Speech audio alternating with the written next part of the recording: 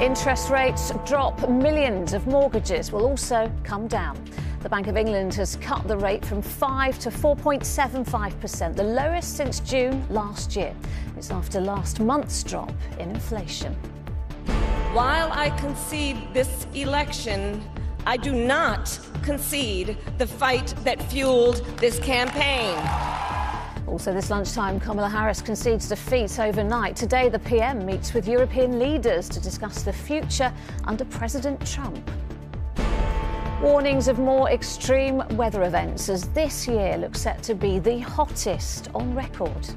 The health watchdog changes the guidance on HRT. It should be the first treatment offered to women with menopause symptoms. And after going viral together, I still break, but you know that's like in my living room with my partner. Yeah.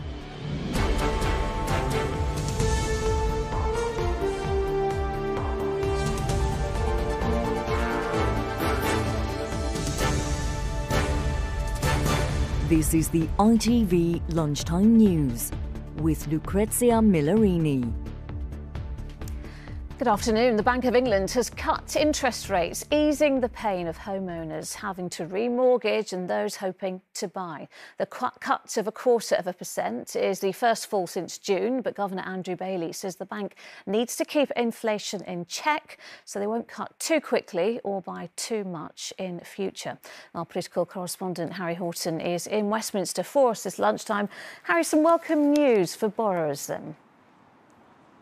Yeah, that's right. And this was expected. We've seen inflation come down in recent months, come down faster than expected, actually. This cut in interest rates to 4.75% is the second we've seen in 3 months. It's the first time interest rates have fallen below 5% since June 2023. The official forecast suggests longer term, towards the end of the decade, we'll only see a slight further fall in interest rates. Here's the latest on what the Governor of the Bank of England, Andrew Bailey, has had to say today. I don't expect interest rates to go back to the very low levels that they were at prior to the obviously increasing rates, unless there was some completely unknown shock of the nature of the sort that caused them to go down in the first place, back into the financial crisis and COVID. But that obviously leaves quite a bit of territory in between for us to, for that rate to settle in. Well, the Chancellor, Rachel Reeves, has welcomed this news. She says that interest rates are now on a downward path, and she argues the situation is better than in the last Parliament. The Shadow Chancellor, Mel Stride, has said that this builds on the work the Conservatives did in office to hold inflation down. The uncertainty, though, comes in the form of Donald Trump, who has threatened that when he enters the White House, he will introduce steep trade tariffs. Many economists think that that could push inflation back up. That's not something that Rachel Reeves wants to see. So good news today for her, but the economic picture in the long term, still lots of uncertainty about that. All right, Harry in Westminster, thank you. Well, economics editor Joel Hills was at this lunchtime's bank briefing and has this analysis of what it all means. It is a cut, it's the second cut in 3 months, and it comes with the suggestion that there are more cuts in the pipeline to come. Inflation in the United Kingdom has faded more quickly than the Bank of England was expecting even 3 months ago. Wage growth has moderated. There are signs that we're on the journey to price stability, and it's almost actually complete. We can't cut interest rates too quickly or by too much, warns the Governor of the Bank of England, but if the economy evolves as we expect, it's likely that interest rates will continue to fall gradually from here. What could possibly go wrong? Well, the bank takes the view that the Chancellor's budget that we got last week will push up prices and economic growth slightly over the next couple of years.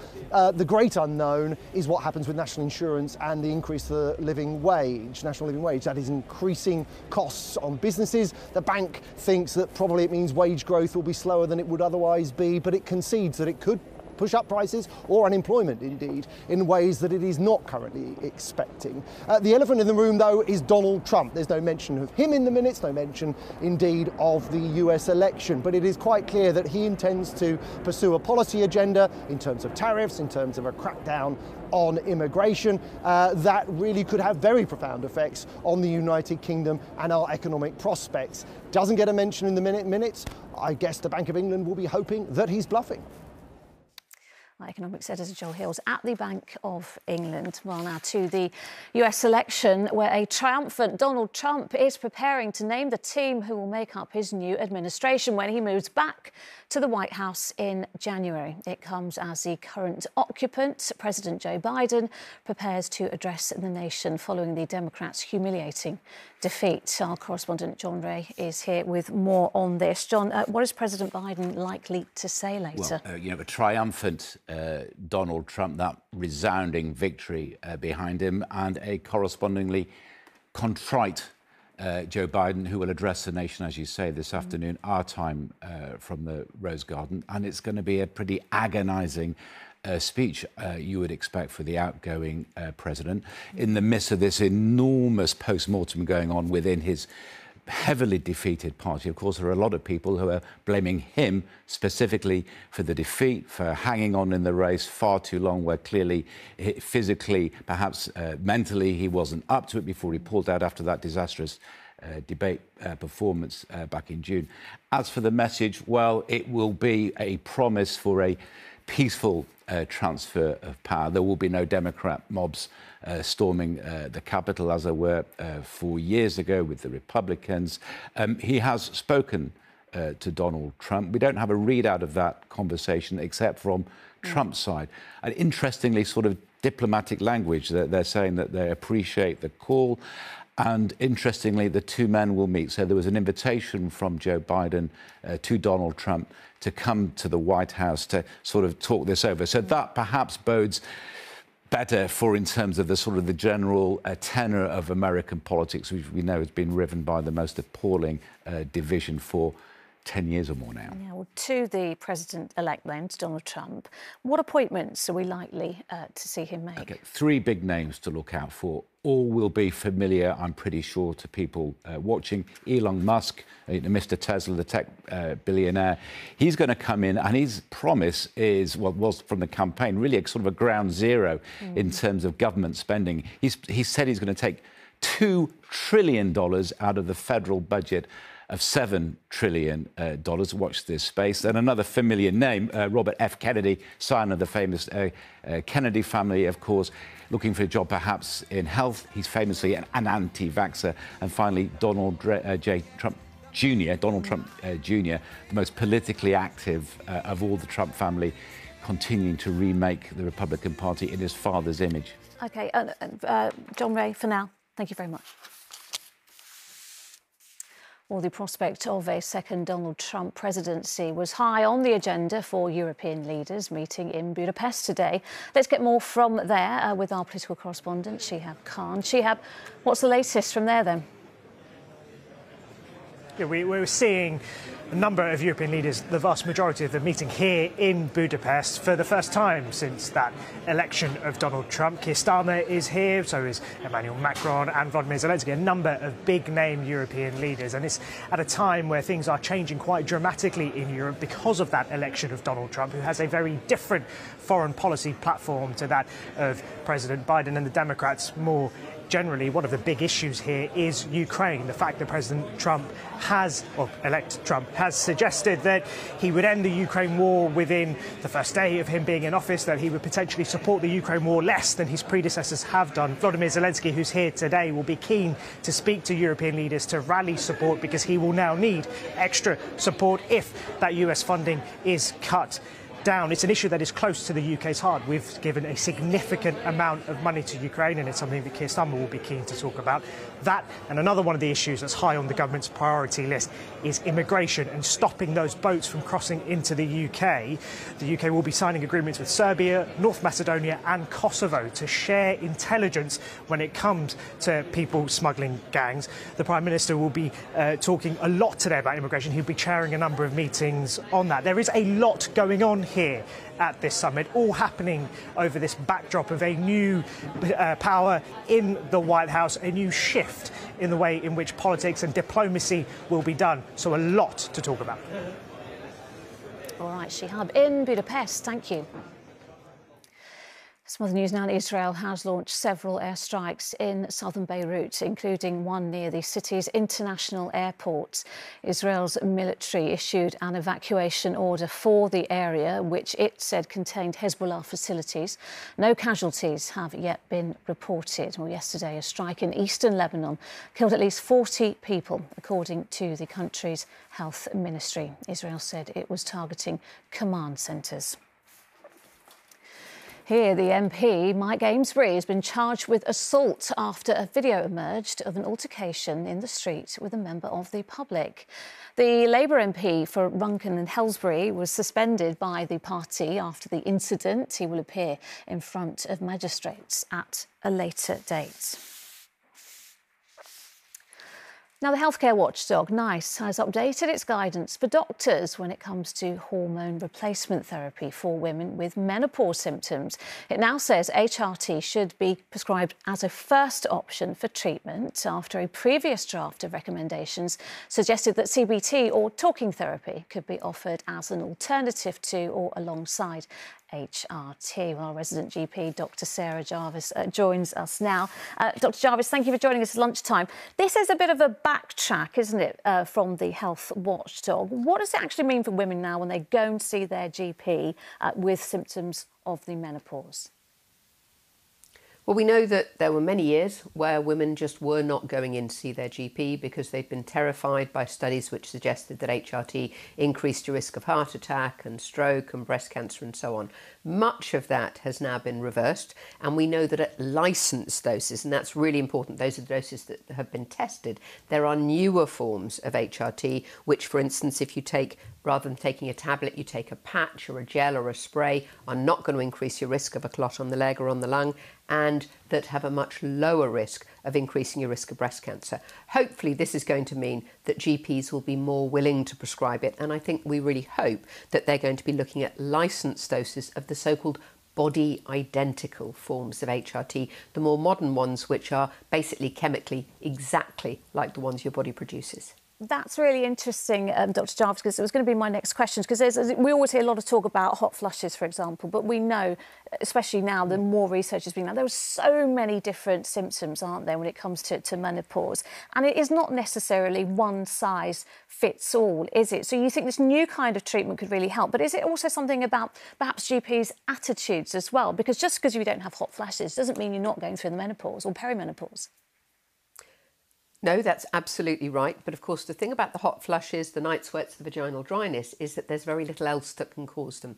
With low mood, interestingly, NICE started talking about depressive symptoms because we know that it can cause mood swings, it can cause hair changes, it can cause changes to your skin, it can cause tiredness, it can cause joint aches, it can cause muscle aches, it can do all sorts of things, brain fog, the list is almost endless. But of course, what we need to remember is that for some women, there may be another reason for those. However, if they've got hot flushes, if they've got vaginal dryness or night sweats, there's no question that they are down to the menopause. Now, if they come on right around the time of the menopause and there's no obvious other reason, nothing else going on in your life, yes, it may well be that those other symptoms are down to the menopause and HRT may help them. And just going back to CBT, talking therapy, it's still recommended in some instances, isn't it? Or to be used perhaps alongside HRT. Is it really going to be of much use? Well, I have to say I have colleagues who say have I ever found anything for which I cannot recommend CBT? And the answer is probably appendicitis and ingrowing toenails. We all live in such stressful times. And yes, HRT is far more effective than CBT for relieving your hot flushes, for relieving your night sweats, and possibly for improving your brain fog and your mood swings. But we also know that women are living under a lot of stress these days and that having menopausal symptoms may make it harder to cope with them. There's no question that CBT may help with that. All right, listen, anything that helps is always welcome. Dr. Sarah Jarvis, thank you very much for joining us this lunchtime. And of course, for more on HRT and a guide to exactly what is changing and why, you can head over to our website. That is at the usual address, itv.com/news. Next, this lunchtime, the former police officer who was first on the scene of the Salisbury poisonings has been giving evidence at the public inquiry into the death of Dawn Sturgis. Nick Bailey was also poisoned with the nerve agent used in the attack. Neil Connery is at the inquiry for us in central London. Neil, what did Nick Bailey say in evidence? Well, the former Detective Sergeant Nick Bailey, as you say, told the inquiry that he spent about 40 minutes at the Maltings in Salisbury, where, of course, Sergei Skripal and his daughter were found collapsed and taken to hospital. He recalled wondering initially if it may have involved a bad batch of drugs. A colleague back at the CID office had been searching open source information on the Skripals. They said, "Sarge, you better come and see this." It was a newspaper article saying Skripal was a former Russian spy released in an international deal. Nick Bailey told the inquiry that made the incident feel more sinister, more suspicious. He recalled an inspector on the police radio saying a Russian spy has been poisoned. Now, a senior investigating officer made the decision to search the Skripals' home after seeking advice. 3 officers, including Nick Bailey, entered, all wearing personal protection equipment: forensic suits, gloves, goggles and masks. Nick Bailey unlocked the front door with a key and turned the handle. That, as we later found out, was where traces of the nerve agent Novichok had been left. He recalled returning to the police station feeling unwell a few hours later. He went back to hospital the next afternoon to be checked, but overnight his condition deteriorated and he again had to return to hospital, where he had 2.5 weeks of treatment. All right, Neil, in central London, thank you. Next, to the warning that the world has marked an unwelcome new milestone in global temperature records. Ahead of next week's COP29 climate summit, experts say 2024 is virtually certain to be the hottest ever recorded. Countries had committed to trying to cap temperature rises to 1.5 degrees above pre-industrial levels. But now scientists say that threshold looks likely to have been breached. Well, Fred Dimbleby explains. In Valencia, they are still searching for the missing. More than a week after the catastrophic rains hit this region, causing flash flooding, some families continue to wait for news of their loved ones. Extreme weather like that seen in Spain is becoming more common as our climate continues to change and warm.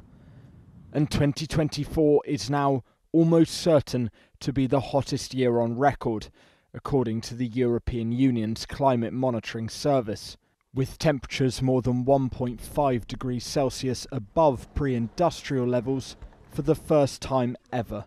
It will be very hard to see this long sequence of record-breaking temperature that we have seen over the last few months and years without taking into account the constant increase in greenhouse gases in the atmosphere. And we do know that these gases trap the energy in the atmosphere and so rise the temperature.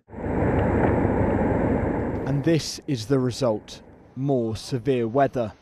Florida hit by Hurricane Helene, the deadliest mainland storm in the United States since Katrina.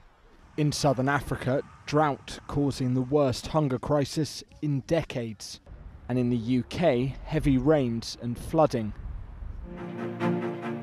World leaders are due to meet next week to discuss the issue at the United Nations Climate Change Conference in Azerbaijan. But with Donald Trump winning the White House and promising to cut environmental regulation and increase fossil fuel production, and we will frack, and drill, baby, drill. We're going to drill. There is concern about global measures to combat climate change. We need more action, and that action has got to start immediately, or these severe weather events that we've seen over the last weeks and months are going to become a regular occurrence. 2024 is another record-breaking year for our planet as temperatures continue to rise with dire consequences. Fred Dimbleby, ITV News. Well, sticking with extreme weather, wildfires in California have led to evacuation orders for 10,000 people northwest of Los Angeles. High winds have driven their spread, destroying dozens of homes and threatening 3,500 buildings. In other news, Germany's coalition government has collapsed after Chancellor Olaf Scholz sacked his finance minister. That prompted the FDP party to withdraw all its ministers. It leaves Scholz heading a minority government. And under-16s could be banned from social media under laws being planned in Australia. The country's Prime Minister says parents are worried sick about online harms, but critics warn that age verification requirements could lead children to unregulated sites. And finally, this lunchtime, the world of elite sport is losing one of its greats. Breakdancer Rachel Gunn, better known as Ray Gunn, became an international sensation this summer thanks to her unconventional moves at the Paris Olympics. But after failing to get onto the scoreboard, facing widespread ridicule in the process, she's now announced she is quitting top-tier competition. Just don't mention retirement. Louise Britton reports. Her performance became... I still dance and I still break, but, you know, that's like in my living room with my partner. Her signature moves have inspired her fans. She even launched a competition to emulate her style. So I'm not retiring. Raygun's not retiring. But I think I'm still going to dance. I'm still going to go to community jams. I'm still probably going to get down and dance and enter a community jam, things like that. You confirm you're not fully retired? No, not just not retired. Never said the word retire. Maybe then. She's got the moves. That's it for now. Mary is back with the evening news at 6:30. Bye-bye for now.